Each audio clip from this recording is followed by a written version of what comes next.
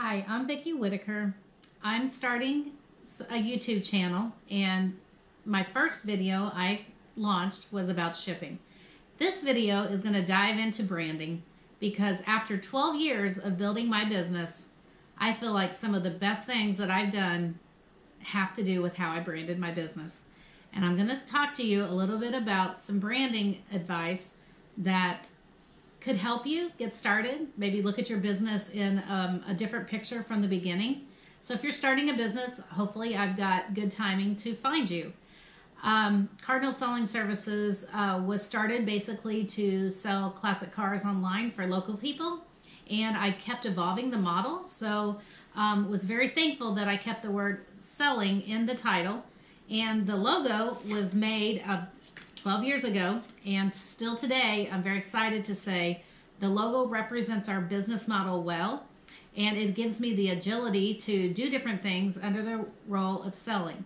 So if you think about your logo and your model, make sure that you don't start so small with a small idea and a small vision that can include some changes along the way. One thing to remember is all big businesses started small. But in branding, it's important to be clear and simple, but not too simple, so that you are basically holding back your future success. So if you think about the Coca-Cola logo, it's worked for them for, decades. So, and it's a very simple logo in red and white. Everybody knows Coca-Cola. So be thinking about when you develop your logo, what is it going to represent for you? Hopefully 5 years from now it's going to work, and 10 years from now it's going to work. Many companies rebrand over time and over the years, but just remember that it's a lot easier and less expensive if you choose it right in the beginning. So I'm going to talk a little bit more about branding on a personal level. Keep in mind, for 9 years I taught entrepreneurship and law and economics at our local 2-year school. And one of the things that I learned personally about branding was watching my students. You've got kids that came in dressed up every day on time, nicely dressed, nicely groomed. They created their own brand. The same way that kids came in, they were late.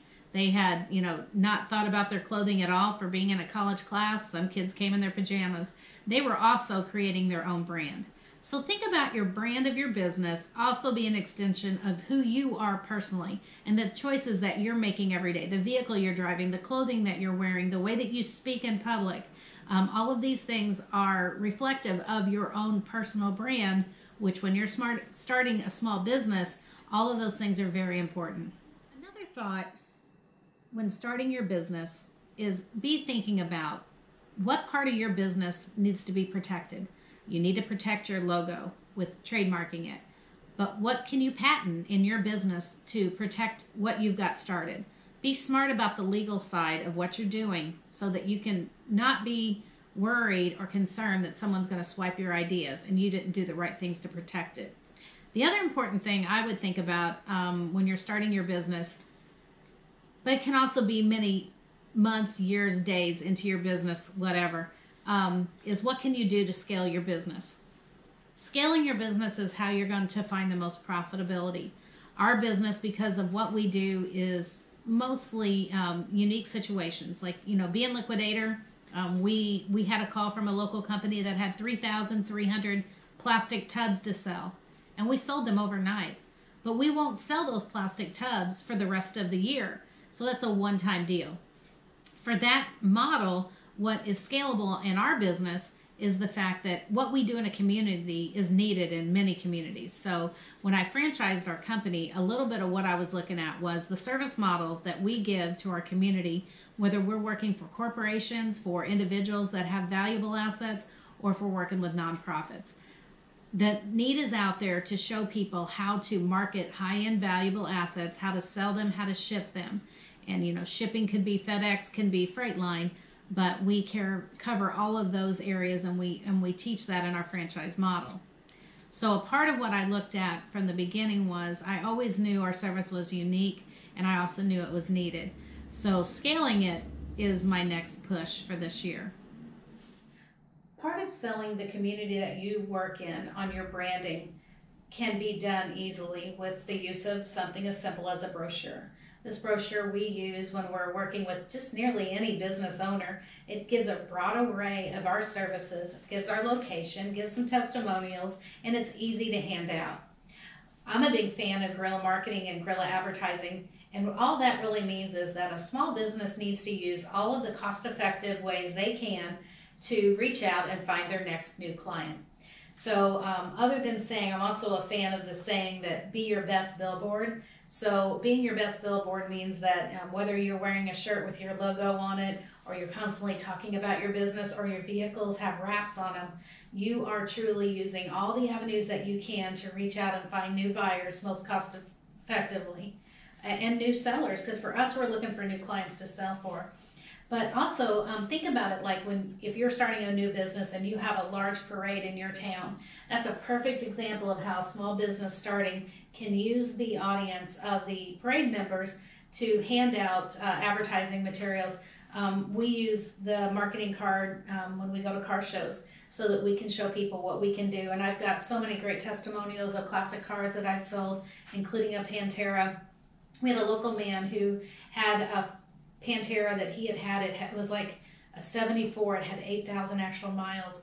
He had a local man offer him $45,000, and when he came to us, he said, "I just think it's worth more." And he was right. We sold it almost overnight for $77,000. We also use a marketing card separate for businesses. So whenever we're pitching a business about selling inventory of theirs, this is the marketing card we use. On the back of it, we have writing that basically tells about our commitment to the community, and as well it talks about our address and our website, but basically, you know, what's the value we add and why we get clients and rarely ever lose one. When we ship an item, we also put the advertising card in our boxes that not only talks about hey, thank you for your business, find our website at shopcardinal.com, but we also include this professional card that talks about our franchise. So that's exciting. We have done estate sales, and I'm more a fan of when we do an items from estate. Two things. I love to tell people when they're coming in here, if they have an elderly set of parents, I love to tell them, hey, let's go through and play, let's go through and pick the really good items that are really valuable and get the dollars generating. Because even for our client, they want to see the return. So if we're going to a client that has items that are worth over $1,000, we want to focus on those first. So, but beyond that, with estate sales, we just want to find out what's the objective. You know, we will do an on-site sale, but we more often we want to do the best items that are the most valuable, and maybe let a local auction service do the rest. So restaurant equipment, we have a brochure for that as well. So when we're working with restaurant owners that come in our outlet center to look at all of our commercial restaurant equipment, we hand them that card, and then we have one for office furniture. So branding for us and multiple income streams all fit together. You know, if you're a small business, and our county is 40,000 people, our town that we're in right now is about 8,000. So sometimes multiple income streams just really make sense, and we really have found that you know, we have several businesses going under one roof, and it seems to work for us. One of the things that I coach the most on when I'm teaching small business is also about not only understanding what your mission statement is in the beginning, but also understanding that a vision statement is a little bit different. And many people say today, oh, do you really need either one?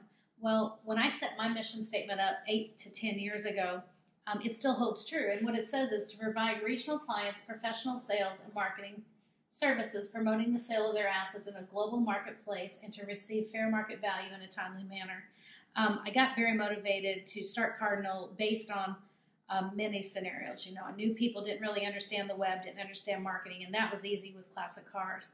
But when it came to items like we had one client that had 190 restaurants. What they want is the professional service, and they want someone to meet the buyers other than themselves.